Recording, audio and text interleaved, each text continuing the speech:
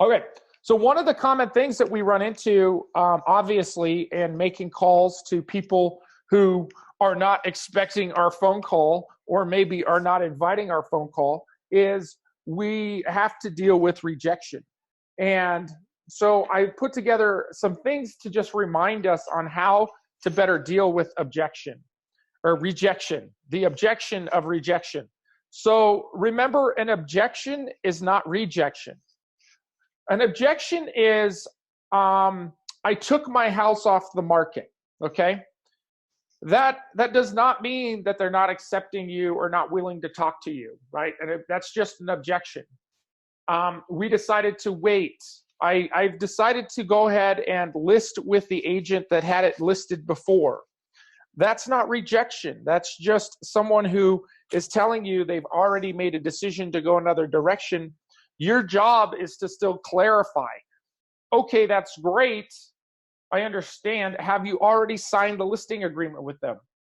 Oh, you have not. Well, wonderful. Well, I would love the opportunity to interview for the position, and maybe something I share with you, you can use even if you decide to stay with them and list with them. So an objection is a path to a yes.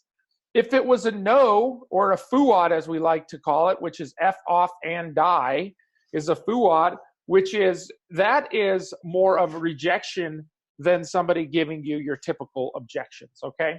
So remember, objection is not rejection. And remember, it's not about you.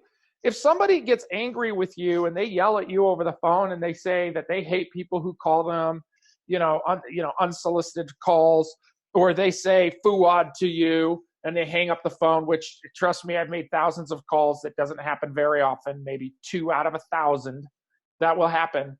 But I tell myself that they are reacting to their reality, not to ours, not to mine. So maybe they had a bad experience with somebody in the past and that person solicited them, or they say, I hate real estate agents, all of you are crooks. That's their reality. That's not my reality. Some real estate agents are crooks, unfortunately, and so are some politicians, and so are some teachers. So there's no good absolute person out there. There's bad in any group of people. So remember, they're responding to their reality, not to ours. Be empathetic, not sympathetic. Here's what this means. Oftentimes I hear people say to somebody, oh man, that's really sad for you. Or, that I hate it. I'm sorry that happened to you. Instead of, hey, you know what? I've been in that situation too.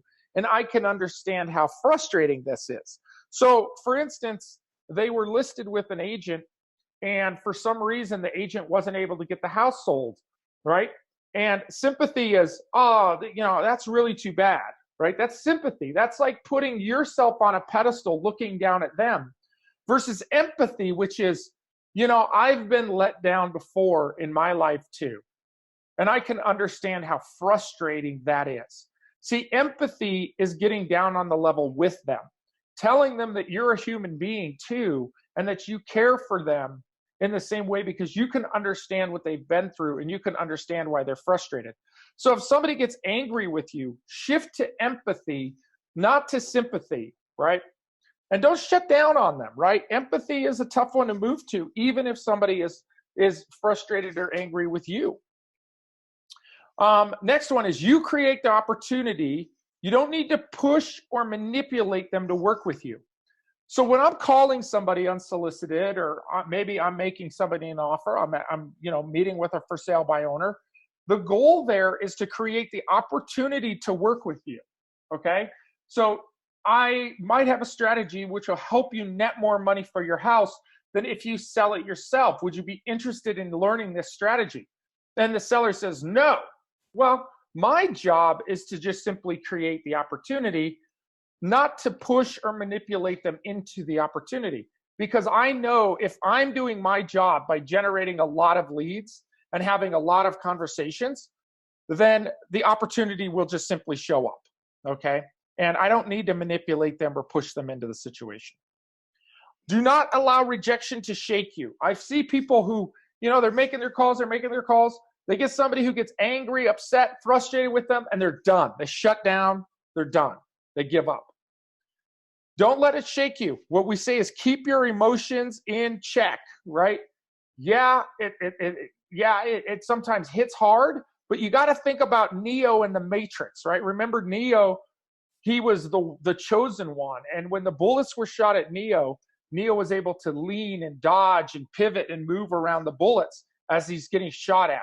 And that's how you need to be with your lead generation strategy, is as they're taking shots at you, just move around, right? You're like Neo in the Matrix. Just let those bullets pass right by you. And you can do this when you think about success as just a numbers game. You have no need to convert every single person. You don't have a need to have to convince everybody to meet with you. If you call enough people, a certain number of people are looking for your services. A certain number of people are curious enough that they need your help. And so just look for those. Just keep calling until you find the people that say, what a coincidence that you called me. I was just talking to my spouse today, telling them that we need to meet with a real estate agent, and you happen to call today. Remember Soapy Baby. Remember from, I think, our second webinar, we talked about Soapy Baby, which Soapy Baby is all about when you call somebody and they're upset or they're frustrated and they hang up the phone on you, or they say, don't call me back, I'm busy right now, don't call me right now. They're washing a soapy baby. They have more important things that they're tending to in their life right now than talking to you, and that's okay. It's not about you. Remember our number 2 thing of rejection. It's not about you. They're reacting to their reality, not to ours, right? And then focus on them, not yourself. Here is a gift for you to remember that when you're calling somebody, you're listening for their tonality and their voice. You're listening for the way that they're communicating, the words that they're communicating to you. You're listening so intentfully that you're so focused on them that you don't even hear or think about what's going on in your mind, right? They say, no, we listed with this other agent and they didn't get my house sold. And, it's really frustrating. And so we've just given up. We just decided to take our house off the market. You're not listening to that rejection. You're not thinking, I'm wasting my time here. You're thinking, how can I serve this person? How can I help them? Okay? Not how can I get paid? Not how can I earn a commission check? How can I serve this person? How can I help them right now? Okay? That is the energy within you.